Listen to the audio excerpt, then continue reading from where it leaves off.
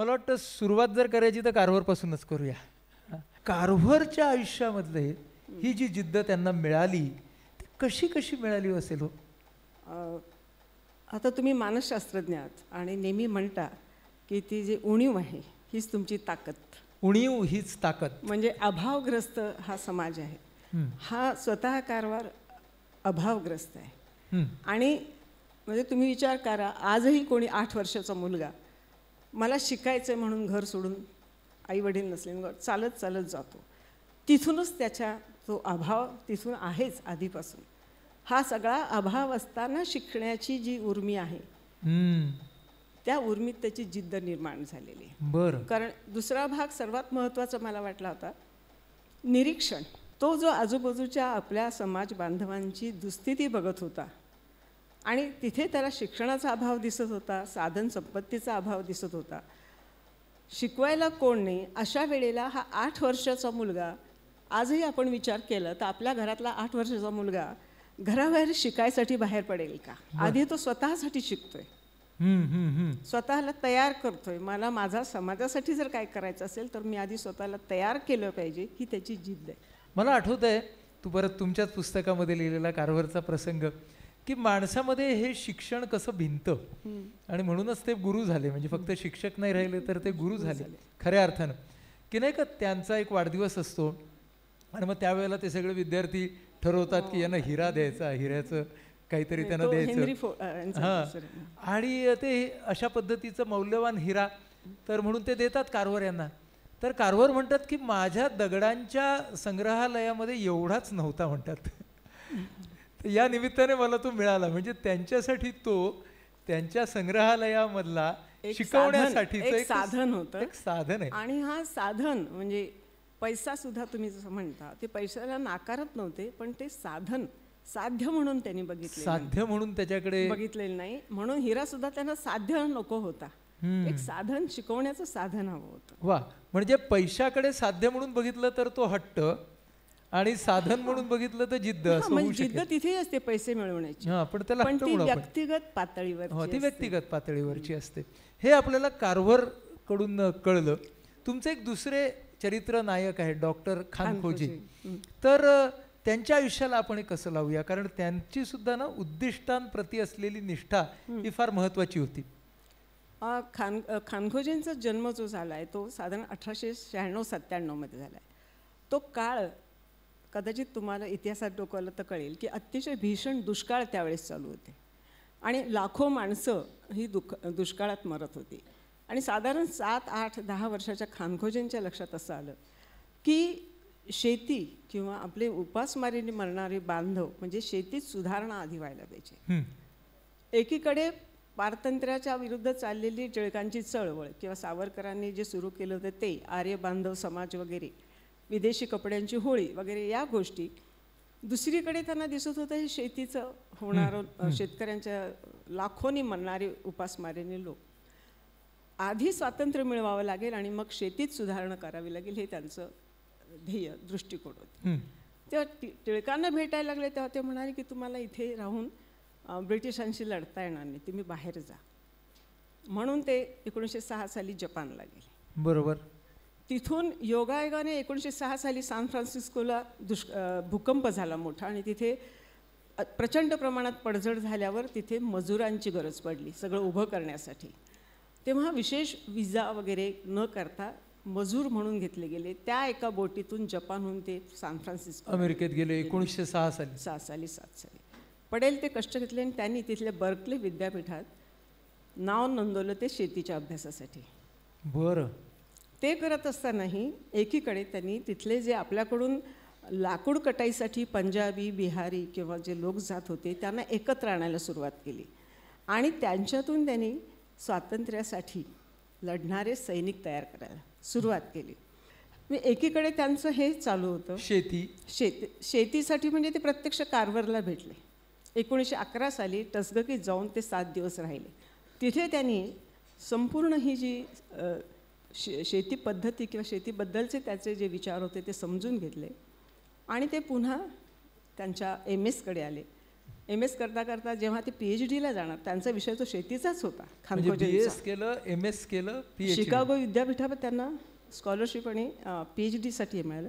त्यांना भारतात येता आलं नाही म्हणून ते जर्मनीला गेले.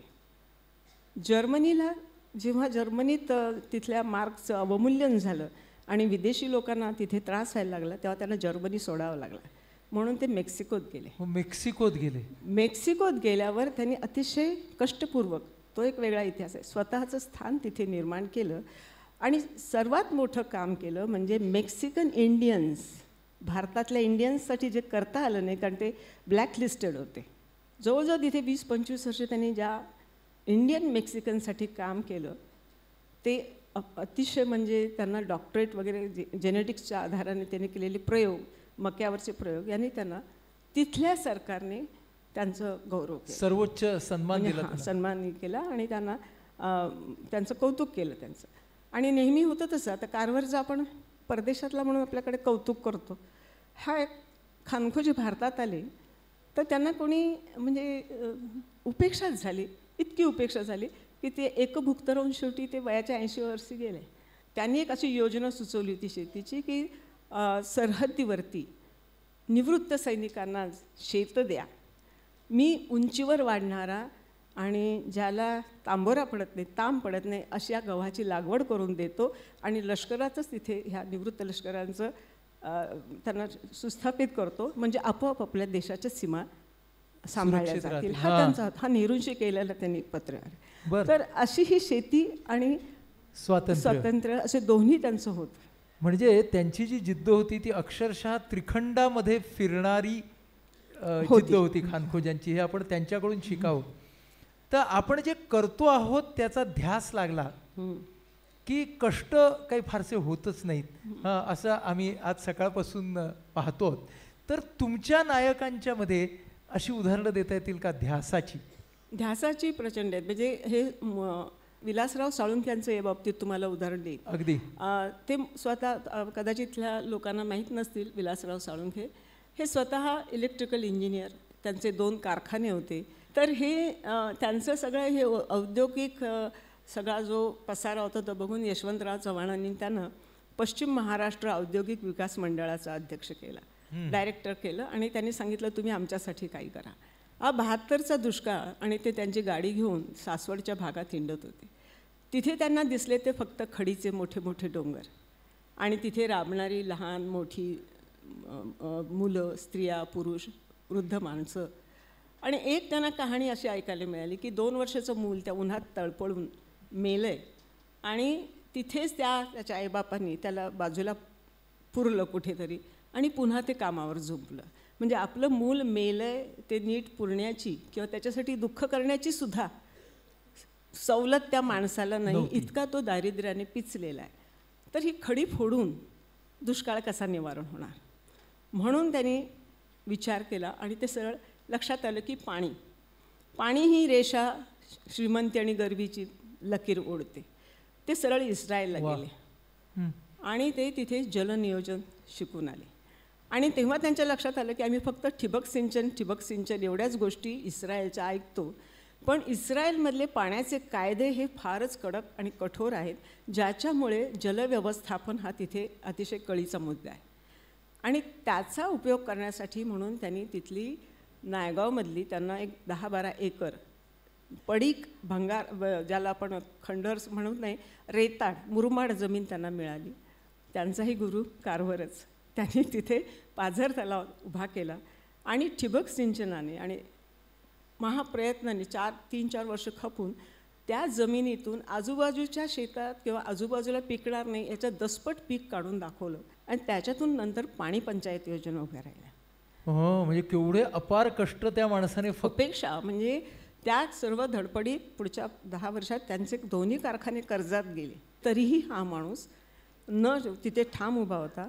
त्यांच्या ह्या नायगावच्या योजना बघायला त्या काळातले सगळे मुख्यमंत्री तिथे येऊन गेले. पाणी जिरवा पाणी अडवा मोहीम तिथे सुरू झाली. तिथे आले पागेंनी रोजगार हमी योजनेत शेताची बांधस्ती आणि 0 रन ऑफ पाण्याचा शून्य वहन करायची ही योजना आणली. पण कुठेही त्यांना राजकीय इच्छाशक्तीचं पाठबळ मिळत नव्हतं आणि लोकांचंही मिळत नव्हतं. आव्हानं आल्याशिवाय जिद्दीचा कस लागत नाही याची तुमच्या चरित्र नायकांची काही उदाहरणं सांगा. तसं कुठलाही मी लिहिलेलं चरित्र नायक घेतला तर आव्हान हेच त्याचं तुम्हाला दिसेल. म्हणजे आता आयडा स्कर्डरसुद्धा तीसुद्धा आव्हान म्हणूनच गेली होती.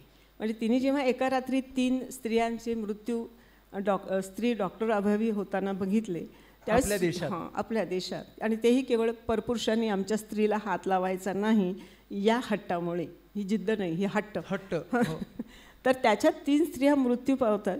तेव्हा हे काय चाललं आहे ह्याचं ती आव्हान घेऊन ती डॉक्टर होण्यासाठी परत जाते आणि तिच्या वृत्तीत नसताना ती डॉक्टर होऊन येते. येताना ती तमिळ भाषा शिकून येते, 3 महिने प्रवास करते ती. आणि इथे आल्यावर जे तिला डॉक्टर म्हणून बोलवत होते असं वाटलं होतं की आपलं स्वागत होईल, तिला पुढचे 2 महिने पेशंट दारात यायची वाट बघावी लागली. ती समोरून किंवा त्याच्या कोणाच्या घरात गेली तिच्या तोंडावर दरवाजे बंद व्हायचे. बरं. आणि तरीही ती खेडोपाडी खटाऱ्यातून गेली. त्यावेळेस तिला मोटार वगैरे नव्हती. मला वाटतं ग्रामीण भागात वैद्यकीय सेवा नेणारी जगातली ती पहिली स्त्री डॉक्टर. आणि तिने अक्षरशः खटाऱ्याभोवती 9वारी साड्या गुंडाळून ग्रामीण स्त्रियांची सुटका केली. तिथल्या बालमाता, बालविवाह, बालमृत्यू, बालविधवा या सगळ्यावरती तिने उत्तरं शोधण्याचा या आरोग्याच्या माध्यमातून प्रयत्न केला.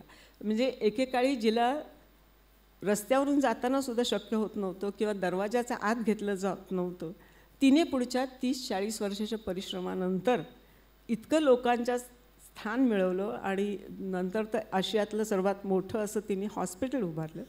त्यातही तिचा भाग असा होता की एवढं होऊ नये, आजूबाजूच्या लोकांच्यात तिच्याबद्दल उपेक्षाच होती. म्हणजे तिचा शोध घेताना जेव्हा मी द हिंदू या वृत्तपत्राच्या लायब्ररीत गेले तर तिथे मला फक्त एक तिच्यावरचा मृत्यूलेख मिळाला.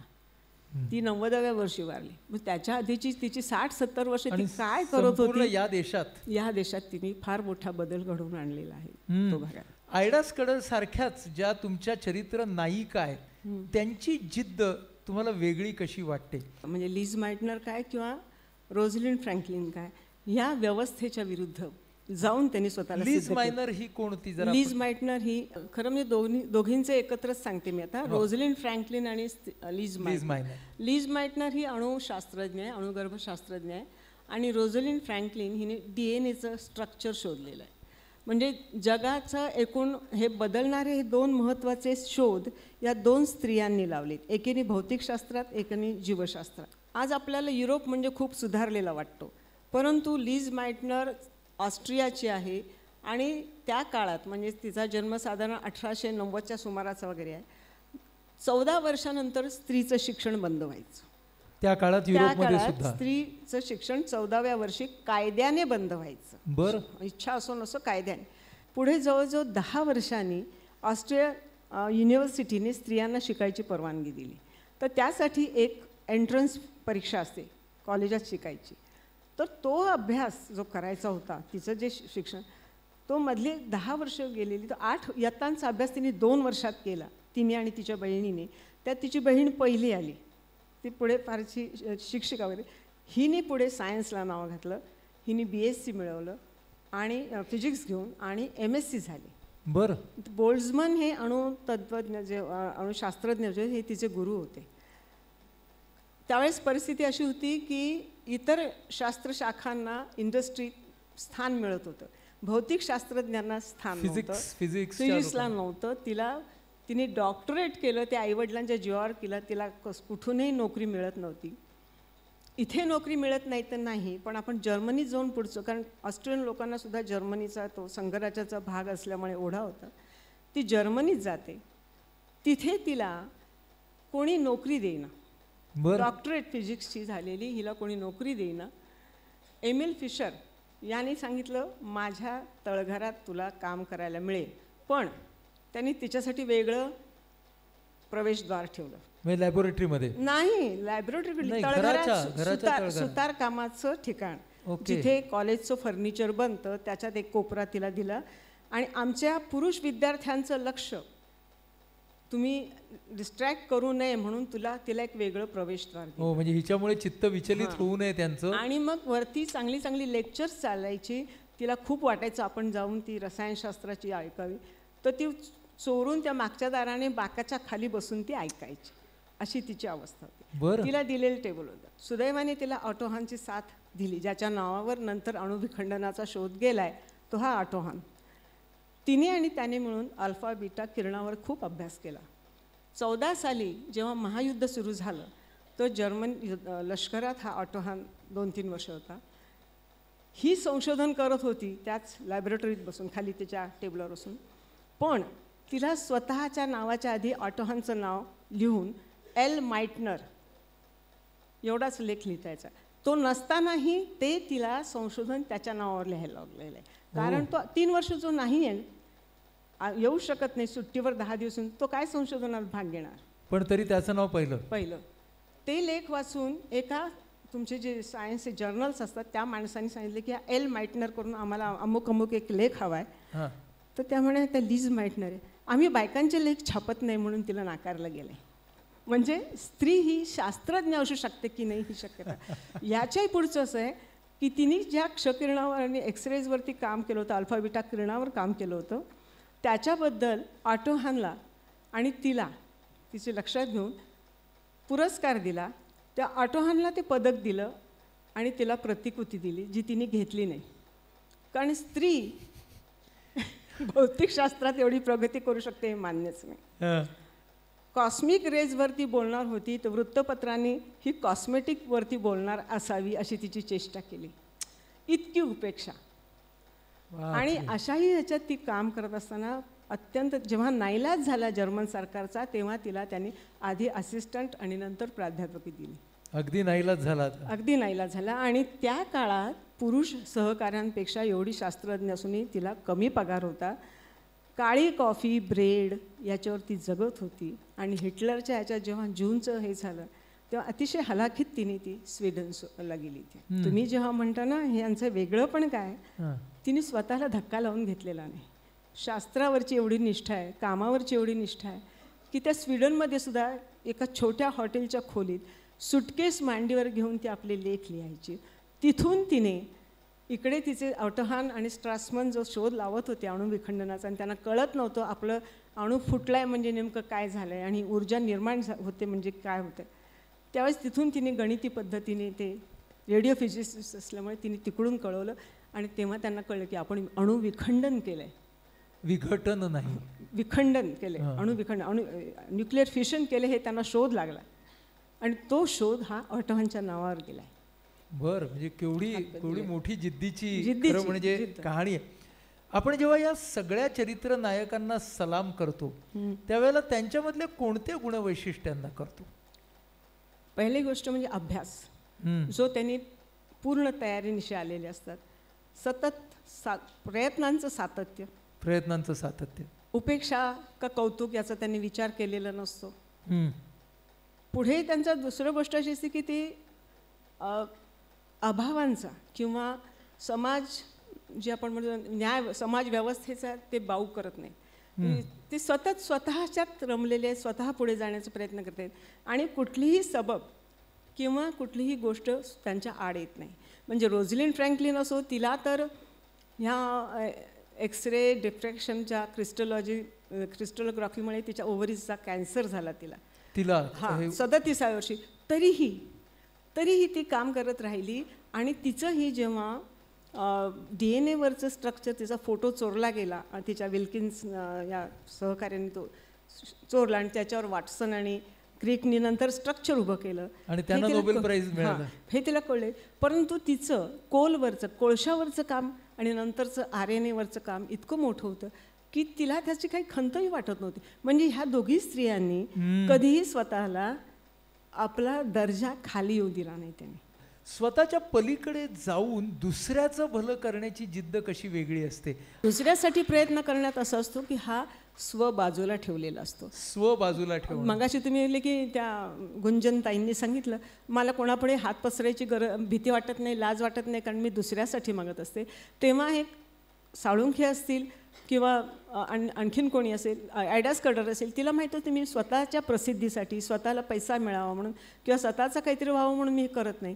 तर मी एकूण मानव जात त्यांनी डोळ्यासमोर धरलेली असते. अमुक एक व्यक्ती किंवा नाही तर एक समूह धरलेला असतो. त्यातला स्व बाजूला करून अंधाराला दोष देण्यापेक्षा एकतरी मेणबत्ती लावावी आणि त्याला रस्ता दाखवावा, हे साधं प्रिन्सिपल हे लोक वापरतात आणि तेच मला फार मोठं वाटतं. मी तुम्ही लिहिलेल्या चरित्र नायकांची काही नावं घेणार आहे आणि ती नावं घेतल्यावर तुमच्या डोळ्यासमोर त्यांच्या चरित्रातला येणारा प्रसंग किंवा दृश्य कोणतं आहे ते तुम्ही आम्हाला सांगायचं.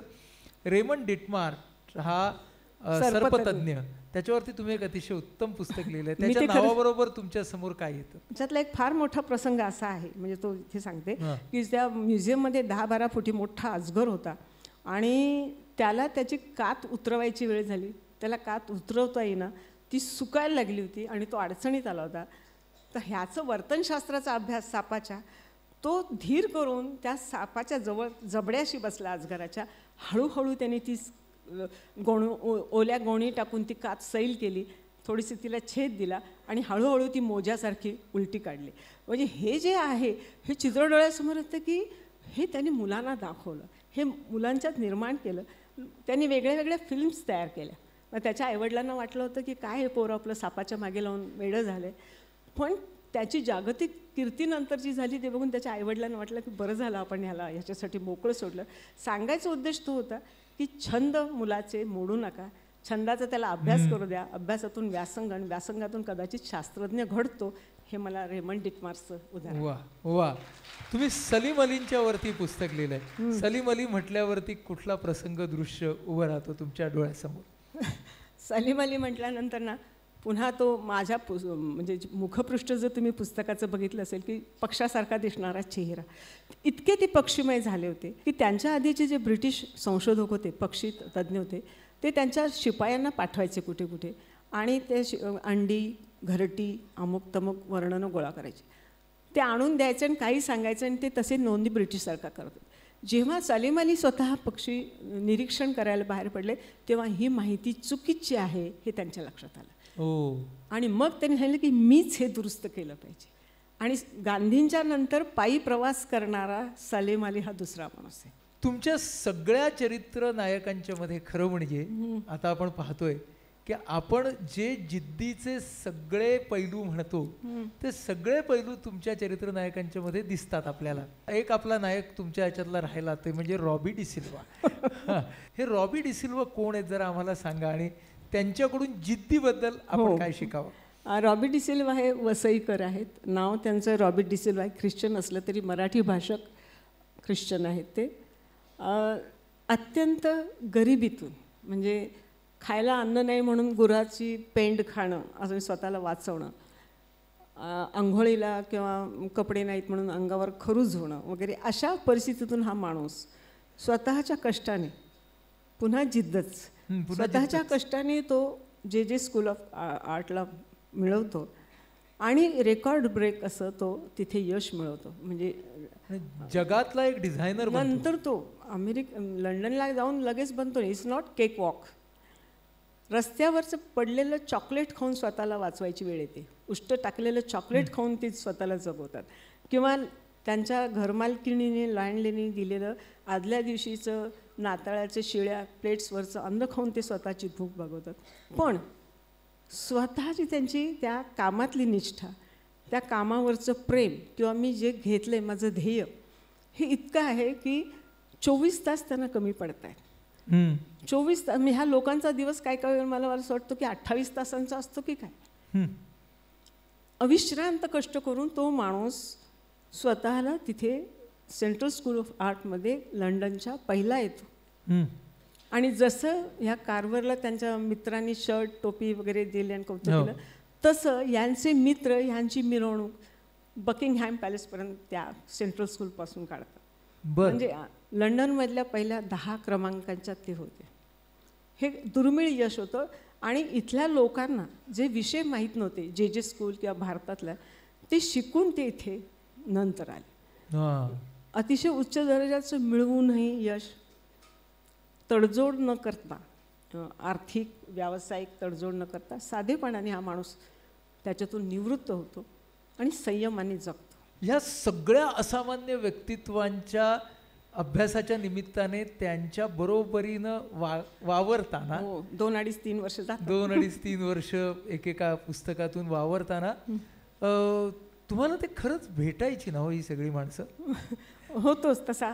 कारण तुम्ही काय आहे, मला दुसरा काही उद्योग नाही. म्हणजे मी थोडं घरातलं काम केलं की मी पुस्तकं एकदा विषय घेतला की वाचते. वाचता वाचता वाचता ते सतत दिवस रात्र वाचून मला वाटतं मी त्यांच्या सहवासातच आहे की काय असं वाटतं. आहे आणि अजूनही तुम्ही आहात असं होतं, असं तुम्हाला वाटतं. पण तुम्ही या सगळ्यांच्या मधून तुम्ही जे म्हणालात ना की प्रत्येक लेखक फक्त एकच पुस्तक लिहितो, तुमचं स्टेटमेंट काय आहे जगण्याबद्दलचं, ह्या सगळ्या चरित्र नायकांच्या तर्फे केलेलं? एक म्हणजे साधेपणाला त्यांनी दिलेलं मत, सिम्प्लिसिटी, साधेपणा, ऑनेस्टी, अखंड धडपड, अखंड धडपड, अभ्यास त्यांचा कुठेही नाही, आणि तडजोड करत नाहीत, तडजोड अजिबात कोणीही केलं. म्हणजे हे अस्खलनशील लोक आहेत. म्हणजे हे मी सगळे म्हणजे म्हणून म्हटलं ना की एकच पुस्तक, कारण हे व्हर्च्यूज किंवा हे व्हॅल्यूज, हे गुण मला स्वतःला आवडतात. आणि जर माझ्यात जी कमीपणा आहे तो तिथे भरून निघालेला मला दिसतो. वा की हे लोक असं करू शकतात, असं जगू शकतात. क्या बात. तर मला असं वाटतं की सर्वांना आपण आज इथून जात असताना कोणता विचार घेऊन जायचा आहे, तर आपला विचार हा आज आपल्याला ज्या 5 जणांनी सांगितलं तो त्यांच्या जीवनशैलीमध्ये त्यांनी जिद्दीचा विचार कसा आणला ते सांगितलं. पण आज इथे असलेल्या या सगळ्या फॅकल्टीजसाठी सुद्धा ते एका परंपरेचा भाग आहेत, ही गोष्ट लक्षात येणं फार महत्त्वाचं आहे. की आपण जे काही करतो आहोत तसे केलेले पूर्वसुरी आहेत, त्यांच्या खांद्यावरती आज आपण उभे आहोत आणि त्यांची पताका घेऊन आपण सगळे पुढे चाललो आहोत. नाही म्हणजे मला असंच म्हणायचं आहे की नेहमी विचारलं जातं थोडंसं विषयांतर की चरित्र वाचतो कोण आणि कशासाठी. तर माझं म्हणणं असंच असतं की जेव्हा आता तुम्ही बघितलं मगाशी की ह्या चरित्रातून तुम्ही करत असलेल्या कामाचा तुम्हाला भरवसा मिळतो, आश्वस्त होता, तुम्हाला सुद्धा धीर येतो. जेव्हा मला हे अनेक या रॉबी डिसिल्वांचं वाचल्यानंतर किंवा की ह्यांना एक प्रकारचं त्या चरित्रातून आत्मभान येतं, कुठेतरी प्रकाश दिसतो की ठीक आहे आपण थोडंसं अपयश येईल पण आज न उद्या आपण पुढे जाऊ आणि यशस्वी होऊ. आणि त्यासाठी पुढे अजून 30-40 वर्ष वाटचाल करायची वाट बघून, हे सुद्धा लक्षात घ्या. आज पी हळद गोरी हो गोरी हे होत नाही, वर्षानुवर्ष तुम्हाला गाडून घ्यावं लागतं, करावं लागतं, तेव्हा ते परिणाम. त्यांचे मार्ग वेगळे असतील. त्यावेळेस खांद्यावर झोळी टाकून पायात साध्या चपला टाकून लेंगा शर्ट घालून समाजसेवा होत असेल. आज गोसावींसारखे किंवा अभिजित सारखे लोक वेगळ्या पद्धतीने ते करत असतील, पण हेतू तोच आहे, प्रवृत्ती तीच आहे. मला वाटतं हे आपल्या सर्व आज इथे बसलेल्या परभणीतील विद्यार्थी आणि पालकांसाठी फार महत्त्वाचं आहे की एक वृत्ती, एक प्रवृत्ती महत्त्वाची, सलाम, ही जी जिद्दीची आहे ही प्रवृत्ती आपल्या सर्वांच्या मध्ये आहे. आणि आज आपण कारभारपासून बघितलं, ही मालिका आपल्याला खूप आधी सुद्धा नेता येईल, परंतु या सगळ्यांच्या मधून एक प्रवाह माणसामध्ये, सगळ्या माणसांच्या मध्ये जिद्दीचा एक प्रवाह आहे. आपले सगळे आजचे पाहुणे हे एका विधायक ध्येयाने भरलेले, तो त्यांचा ध्यास, त्या ध्यासातून येणारा अभ्यास, आणि तो अभ्यास जेव्हा आपण करत जातो तेव्हा आपण जे करतो त्याचे कष्ट आपल्याला होत नाहीत. आणि मग तो आपला ध्यास अभ्यास या दोन्ही गोष्टी एक झाल्या की त्याच्यामधून मग आपल्याला येणाऱ्या अडचणींना तोंड देणं हे आपोआपच येतं. तेव्हा मला असं वाटतं की असं जेव्हा होतं त्यानंतरच सलाम जिद्दीला, तो सलाम आपल्याला मिळतो समाजाकडून, पण त्याला खूप वेळ लागतो. तिथपर्यंत आज आपल्याला गुंजनने करायला सांगितलं होतं ते पण आपण केलं पाहिजे. काय बरं? स्वतः जेव्हा चांगले वागू, स्वतः जेव्हा स्वतःच्या पलीकडे बघून काहीतरी करू, त्यावेळेला पण स्वतःला सुद्धा थोडीशी शाबासकी देऊया की आज आपण जेव्हा आपल्या मनामध्ये ही ज्ञानाची ज्योत लावू त्यावेळेला त्या ज्योतीचा प्रकाश आपला, वात आपली, तेल आपलं, पण आजच्या दिवसामधून आपल्याला दिशा देणारी ती छोटीशी काडी जी मिळालेली आहे ती काडी आपण इथून बरोबर घेऊन जाऊया.